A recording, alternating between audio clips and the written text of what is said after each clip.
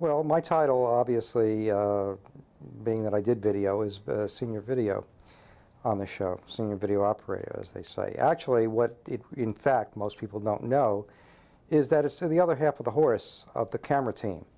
The cameraman mainly focuses, frames the camera, and does the positioning. But the coloring aspect of it, the exposure, and the matching of the cameras is done by the senior video person, which that's what I had done on Dark Shadows. Dark Shadows was very interesting for many reasons, video-wise, because up to that time, most television programs wanted to have a certain amount of light, certain exposure, a certain look to it that was much brighter than Dark Shadows. Dark Shadows was very interesting in the fact that it used a lot of moody lighting, which was very, very different. There was some jokes always made about it. As long as something in the picture that you were monitoring made 100% video, it was okay. And so specifically, a lot of times when props would put out things and the set decorator would have certain things that they necessarily were putting on the set, there would be certain lighting features that would allow for certain things to reflect enough light so that it would say, okay, it's within specification, therefore the lighting is okay. But mostly it was up to the lighting director in concert with the scenics and video to determine what the picture was really going to look like. And as I said before, with Shadows, it was very unique in the fact that it used a lot of moody type lighting, which you see obviously in movies. As far as lighting goes on this show, it was very interesting because most lighting is generally higher key. And by that I mean there's not a great difference between the highlights and lowlights. In other words, they keep the contrast ratio very narrow so that you see everything on the set. Nothing is sort of hidden or in the shadows. But because obviously the name of the show was Dark Shadows, it had to give you a different type of a mood. So Mel Handelsman, who primarily was the lighting director on the show, did an excellent job of getting the lighting effects and conveying a mood that the actors themselves realized was something special, something more than what they were used to in working in a television show. In concert with the scenic people, video, and the producer and director of the show, it took that many people in order to produce this product. It was no one person's idea fully carried out. Everybody contributed to it. And so it made for a real nice working relationship. The show, of course, used a lot of different effects that weren't used very much in television, because you have to realize at this point in time, television was coming out of being done live or live on tape. But the live on tape segment of it was such that it really was if you were doing the show in real time. It was shot that way. It wasn't shot as most shows are today, where they're segmented. They do a scene, put that in the can, and then you go on to the next scene, and then in editing, you put the whole thing together, much like films are done.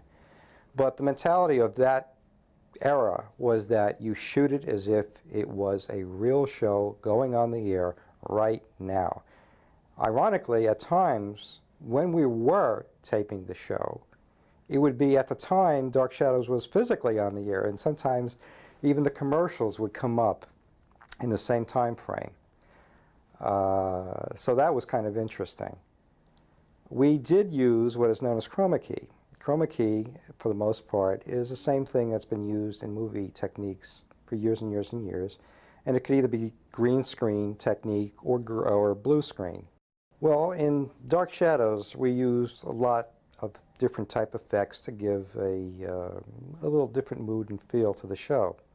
One of those effects was blue screen or chroma key in television.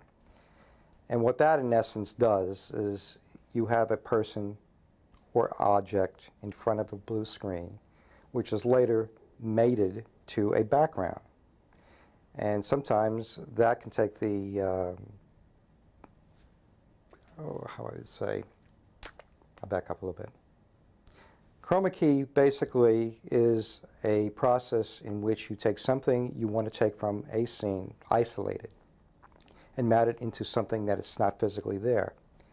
One typical thing would be, say, a head, where somebody would be dressed in blue, and only their head be showing in the actual picture. And you want to map that on something else. So that's how we did some things that look like they were flying real heads, or a bat, or whatever. It wasn't used very often in television up to that time. There were special shows, of course, that made use of it, but it wasn't on a daily basis. Dark Shadows was interesting in the fact that it was used, and used often. Okay, chroma key was used in a lot of different ways. One, as I can remember, was used with two of the characters where they were in a room and just disappear. They were brought into a room, sort of like dissolved in. First of all, you see a room by itself, and magically they appear in the room, and they're able to go around and touch things. They physically weren't on that particular part of the set. They were on another part of the set. And the idea is that they were to interact in that set, but as ghosts. And one of the easiest ways of doing that was with chroma key, because you could give them a sort of a transparent look as well. Dark Shadows was very realistic. Now, of course, in film, they try to make things realistic, and they're not very realistic. However, on this show, the scenic people did such a great job that when you went on that set, you were amazed of how realistic it is, even though going up to it, you would realize after knocking on it that it was really only a set piece.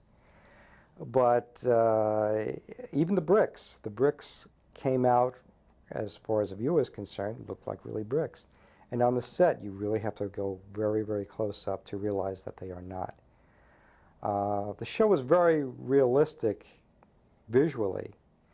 Some sets that were used in other soap operas, you can tell they were not exactly real. They conveyed, say if you were in a library, that they would have many books there, and they would look like real books, except that in some instances they were really painted. In Shadows, they wouldn't have used painted books. They'd actually use books on a bookshelf.